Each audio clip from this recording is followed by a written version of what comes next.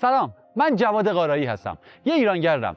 ایران رو کشوری منحصر به فرد میدونم و قراره در سفرهایی که به بکرترین نقاط ایران دارم زیبایی‌های کشور عزیزم رو به شما هدیه کنم.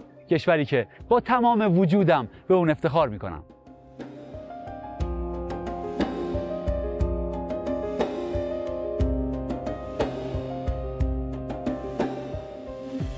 ایران جان به دلیل قرار گرفتن در بخش بسیار مهمی از جغرافیای کره زمین دارای اقلیم‌های بسیار متنوعیه.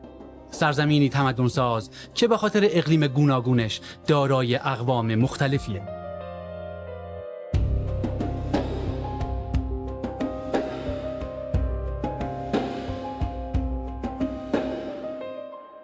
گستردگی و تنوع اقلیم یک مقصد برای گردشگران بسیار مهمه. اما داستان وقتی بسیار جذابتر میشه که افزون بر تنوع بالای اقلیمی، اون کشور از تنوع و تعداد زیادی هم از جاذبه‌های مختلف گردشگری بهره مند باشه و در میون همه کشورها تعداد کمی از اونها هستند که هم از تنوع بالای اقلیمی بهره مند باشن و هم از تنوع زیاد جاذبه‌های گردشگری و همین که تعداد جاذبه‌های گردشگری اونها بسیار زیاد باشه. اما ایران جان درست جزو همون کشورها به حساب میاد. یعنی ایران زیبا و باشکوه ما جزو 5 کشور برتر جهان در داشتن بیشترین و متنوع‌ترین جاذبه‌های گردشگری بر روی زمین محسوب میشه.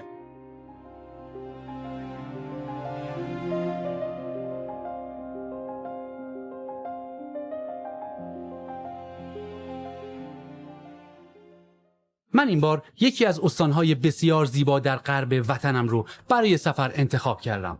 استانی با شکوه و زیبا به نام ایلام.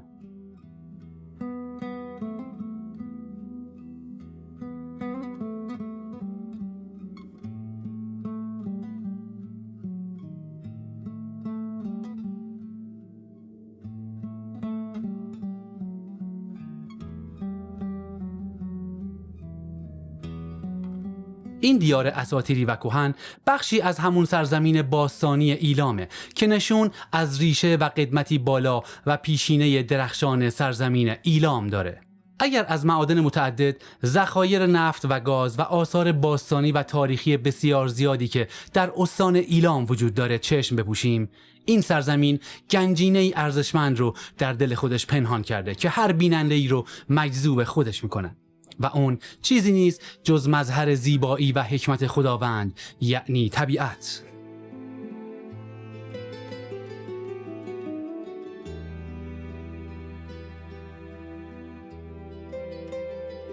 طبیعتی ژرف و چشم نواز که پای بسیاری از دانشمندان زمین شناسی تا طبیعت دوستان رو به این سرزمین کشوند و باعث شگفتی اونها شده.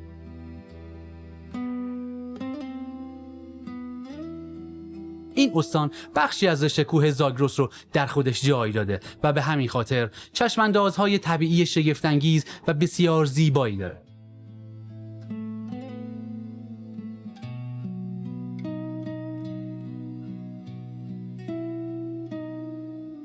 یکی از ویژگی‌های بارز ایلام جنگل‌های بلوطشه. این جنگل‌ها نه تنها زیبایی خاصی دارن، بلکه زیستگاه‌های متنوعی برای حیوانات و پرندگان فراهم کردن.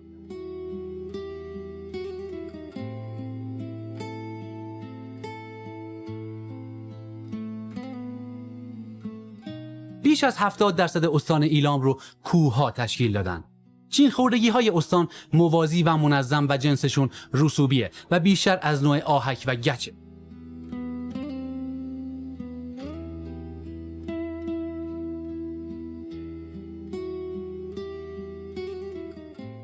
آب و هوای ایلام به طور کلی معتدل و مرطوبه، به خصوص در فصل بهار و تابستون که همه جا پوشیده از گلها و گیاهان این اقلیمه و درختان کهنسال بلوط و بنه همچون نگینی بسیار با ارزش در دامنه کوهها و دشت‌های این بخش از سرزمین زیبای مادری یعنی ایران جان می درخشن. و من در این سفر به شهرستان زیبای بدره در استان ایلام سفر کردم.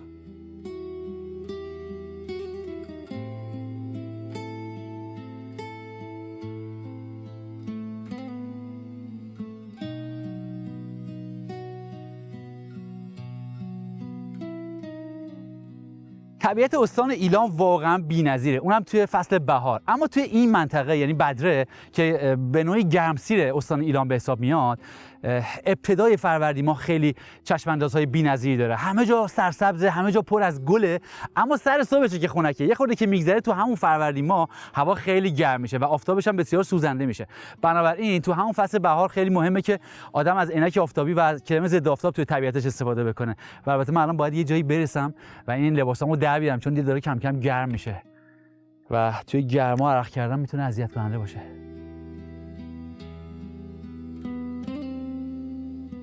رود سیمره از کهن‌ترین و بزرگترین رودهای غرب کشوره که از بلندی‌های برفگیر شمال غربی ایران جان سرچشمه میگیره و از سرشاخه‌های مهم رود کرخه به شمار میره.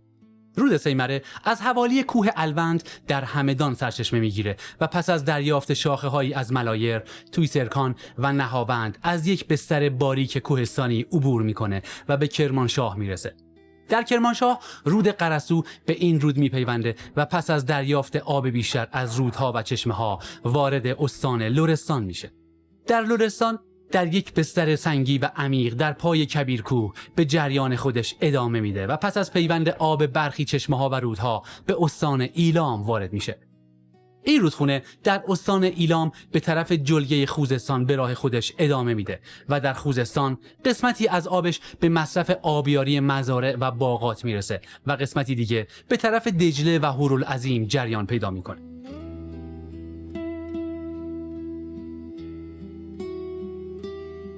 سد سیمره یکی از پروژه‌های مهم آبی ایران در استان ایلامه که بر روی رودخونه سیمره ساخته شده. این سد به منظور تأمین آب کشاورزی و تولید برق طراحی شده و تأثیر زیادی بر توسعه منطقه داره. مهمترین دستاورد سد سیمره اختصاص آب سد برای مصارف کشاورزی، باغداری، گردشگری، صیادی و پرورش آبزیانه.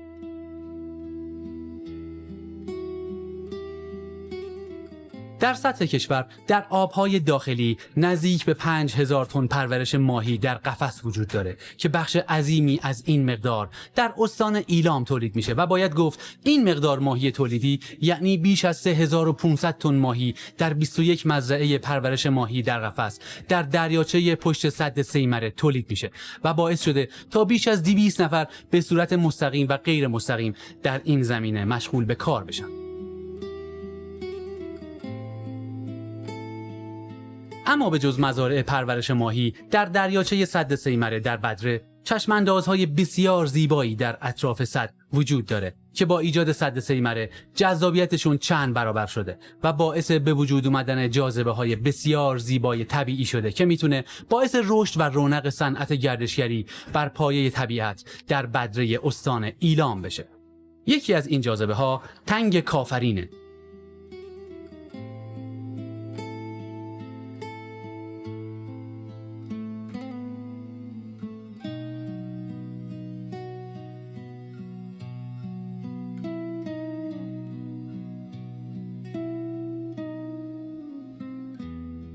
من الان در منطقه‌ای هستم که روزگاری نه به خاطر طبیعت زیبا و شگفت‌انگیزش بلکه به خاطر جریان زندگی مردمانی با تمدن یعنی نیاکان ما در حدود 3000 سال پیش از میلاد مسیح یعنی حدود 5000 سال پیش تا دوره ساسانی مشهور و بسیار پر رونق بوده. جایی درست نزدیک به تنگ کافرین یا در حقیقت تنگ شداد.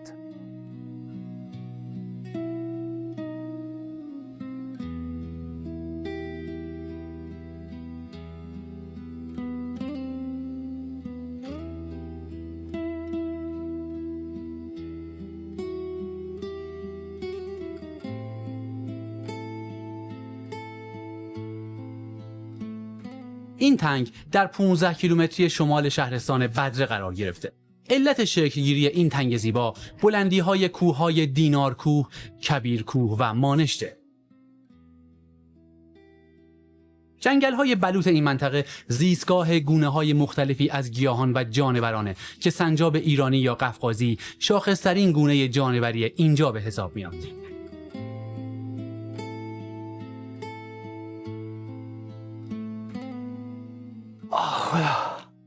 آخیش معجزه‌ای به نام درخت. واقعا کنار این درختای زیبا نشستن یه آرامش و حس انرژی خیلی خوبی به آدم میده. در روزگاری نه چندان دور، شاید هولوش 100 سال پیش، تمام این کوههایی که می‌بینید اطراف من توی این منطقه بدره در استان زیبای ایلام پوشیده از جنگل‌های بلوط بود و تمام این نقاط پر از درخت بوده. اما رفته رفته به خاطر جمعیت زیاد دام‌ها و گوسفندها و بزا که به هر حال تمام این ستاک‌ها و جوونه‌های این بلوط‌هایی که از زیر خاک بیرون میان رو میخورن و همینطور در کنار لوله‌کشی گازها و راه‌ها رفته رفته جمعیت این درخت‌های بی‌نظیر بلوط اینجا کم شده. اما همچنان اینجا زیباست و اگر بتونیم از همین درخت‌های زیبای بلوط هم استفاده بکنیم و خوب حفظ بکنیم و نگهداریشون بکنیم، میتونه چشم‌انداز اینجا برای آیندگان زیبا باقی بمونه.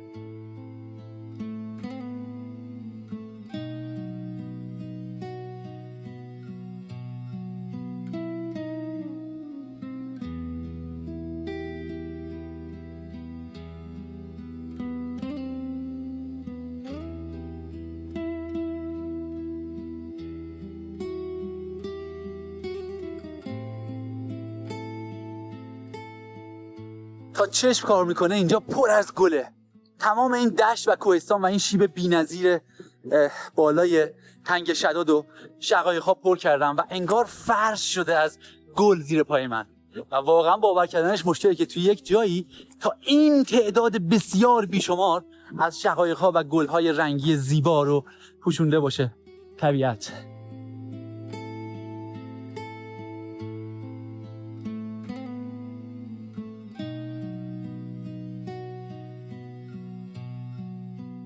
آب و هوای این منطقه معتدل کوهستانیه و در میون انبوهی از گیاهان و درختان قرار گرفته. وجود پوشش گیاهی وسیع در این منطقه اونو به یکی از مناطق رویایی در ایران و جهان تبدیل کرده.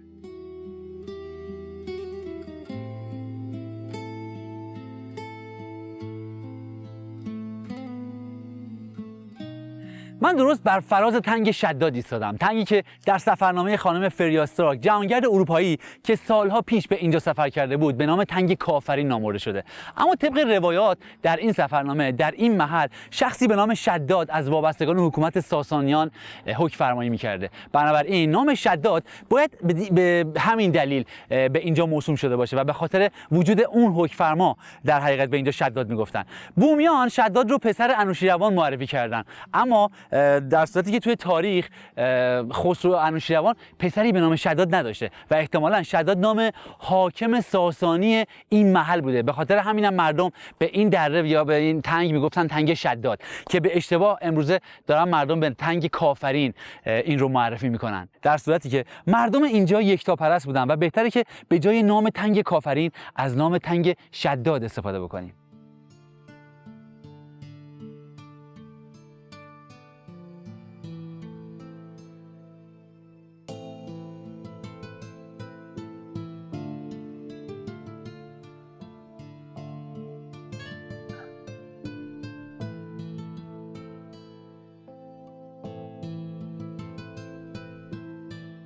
اوه اینجا دیگه خیلی مسیر تنگ و باریک میشه و میتونه خیلی خطرناک باشه.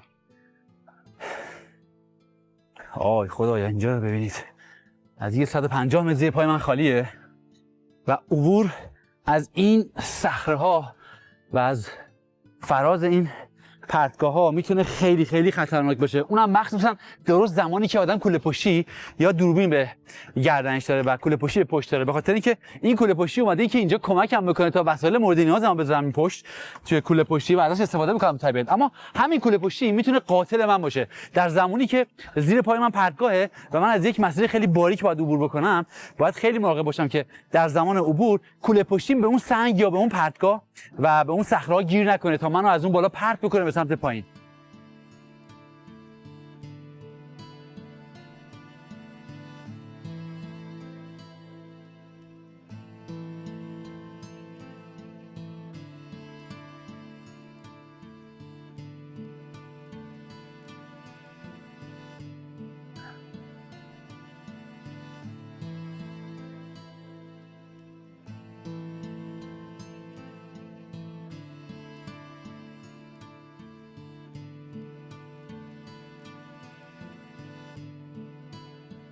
هوا کاملا ابری شده و خیلی خیلی احتمال این هست که اینجا بارندگی بشه و بارندگی توی همچین جایی میتونه واقعا خطرناک باشه و بهتره که هرچی سریعتر من این نقطه که خیلی شیب زیادی رو هم داره ترک بکنم و به سمت پایین دره برم.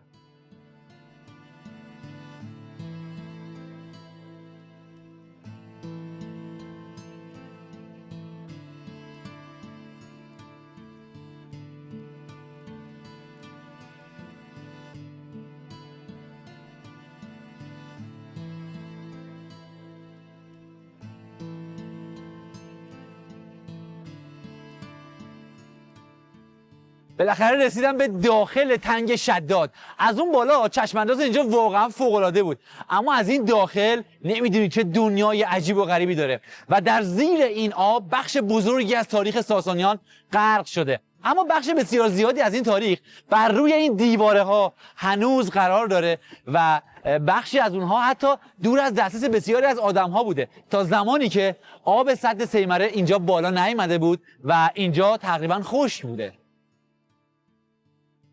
در میون این تنگ آثاری از معماری دوره‌های مختلف تاریخی دیده میشه که دال بر قدمت تمدن در این منطقه است. آقا سعید اونا چیه اونا؟ اتاق بوده. اتاق همین شداد که میگفتن اینجاست؟ آره. جایی که اینجا زندگی میکرده؟ آره. میشه میتونم برم ببینم؟ آره خب برای خاطر همون اینجا یه وایسید میشه رفتید نه؟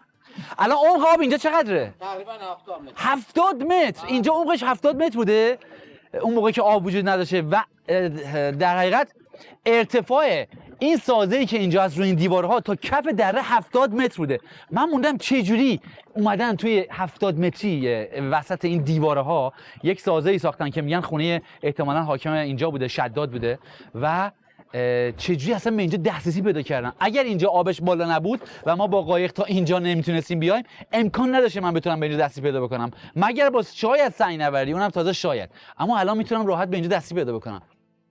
شما فکر کنید که اینجا حدود 1700 سال پیش ساسانیان رفت و آمد داشتن، اونم روی این دیواره ها و چه چشمانداز بی‌نظیری رو از اینجا می‌دیدن. وای خدای من، اینجا رو نگاه بکنید. و مردم محلی اعتقاد دارن که اینجا خونه حکم فرمای اینجا بوده، خونه حاکم این منطقه یعنی شداد بوده. حالا نمیدونم این چقدر میتونه درست یا غلط باشه، اما اون چه که برای من مهمه اینه که کار بسیار بزرگی انجام شده که 70 متر از کف دره پله چین و سنگ ها رو بتراشن و سنگ چین بکنن و در نهایت به اینجا برسن که بیان اینجا یک کاخ یا یک عمارتی بسازن. نگاه کنید اینجا رو، هنوز این گچبری ها و گچکاری های در حقیقت زمان ساسانی از اون زمان باقی مونده و این بخش ها که هنوز گچاش سالم مونده روی دیوار گچکاری زمان ساسانیانه. اول اینجا رو کندن با تیشه مشخص، رد تمام تیشه ها روی این سنگ ها مونده و بعد روش گچکاری کردن. ولی یه نظریه دیگه هم هست و اون اینه که میگن اینجا حاکم زندگی نمی‌کرده، اینجا محل شستشوی حاکم بوده در زمانی که فوت کرده و در نهایت در بالادست این منطقه و این نقطه‌ای که محل شستشوی حاکم بوده حاکم رو دفن کردن. به اینجا بعضیا میگن محراب و ظاهرا این به حقیقت نزدیک‌تره که اینجا حاکم رو شستشوی دادن و بعد در نهایت اون بالا دفنش کردن. یعنی توی ارتفاع حدود 80 90 متری از سطح دره کف دره تا ارتفاع حدوداً 100 متری این دیواره ها حاکم رو آوردن شستشو دادن و در نهایت اونجا دفنش کردن.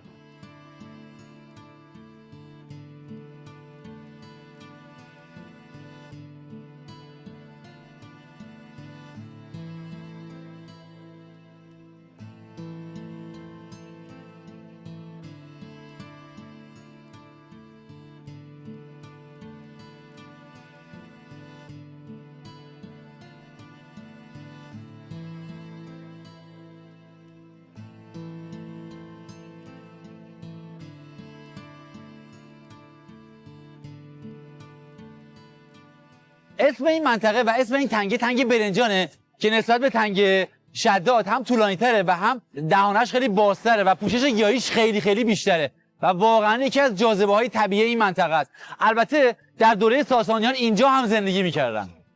در ادامه قایق سواریم پس از عبور از تنگ برنجان به جایی به نام عرب رودبار رسیدم. بیش از سیل سال 1398 مردم بسیار زیادی در اینجا زندگی میکردن در روستای بزرگی به نام چمشیر که پشت سر من میبینید. اینجا زمینهای بسیار حاصلخیز و وسیعی داشت که زیر کشت برنج و حبوبات و باغات میوه و همینطور باغات انار بود که برنج و باغات انارش خیلی مشهور بوده. اما بعد از سیل سال 1398 آب سد سیمره خیلی بالا اومد و بخش بسیار زیادی از روستای بزرگ چمشیر به زیر آب رفت. مردم این روستا تشکیل شده بودن از مردمانی که به زبانهای کردی و عربی صحبت میکردن. اما الان فقط خاطرات روستا در دل مردمانی که در اون زمان اینجا زندگی میکردن باقی مونده و همه اون مردم اینجا کوچ کردن به سمت یک جای دیگه‌ای که اونجا ساخته شده براشون و دران اونجا زندگی میکنن و تماما اینجا رو ترک کردن و جز یک سری از خونه ها که از اون زمان باقی مونده چیز دیگه اینجا نیست و آدم اینجا زندگی نمیکنه و به نظر من ظرفیت بسیار بالایی برای تبدیل شدن این روستا به یک روستای هدف گردشگری داره، البته به شرط اینکه اینها مرمت بشه و تبدیل بشه به یک اقامتگاه بومگردی.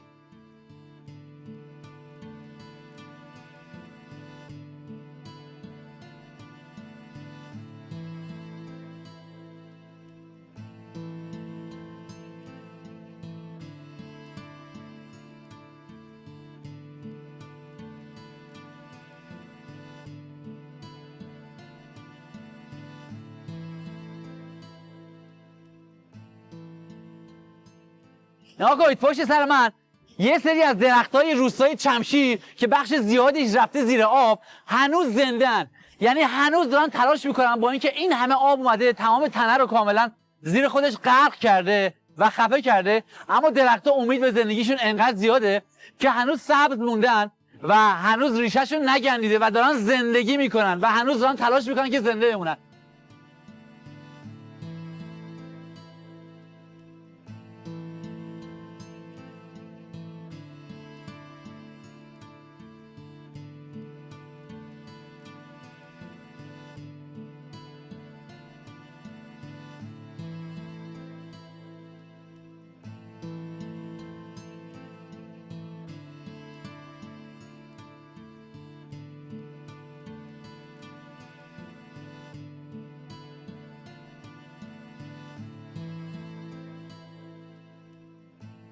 آقا سعید چند سالته؟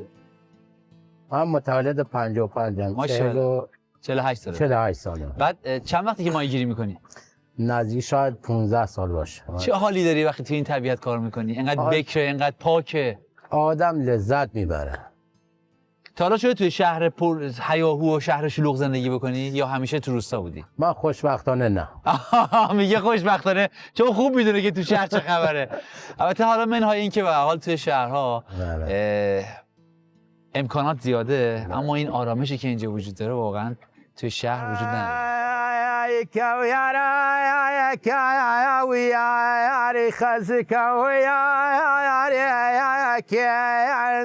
دم گرد ما ام گاید جوی کین هی دنیا داران هی دنیا دوستان دنیا دار و جور شار بوسان کویارا کویاری خاصی کویاری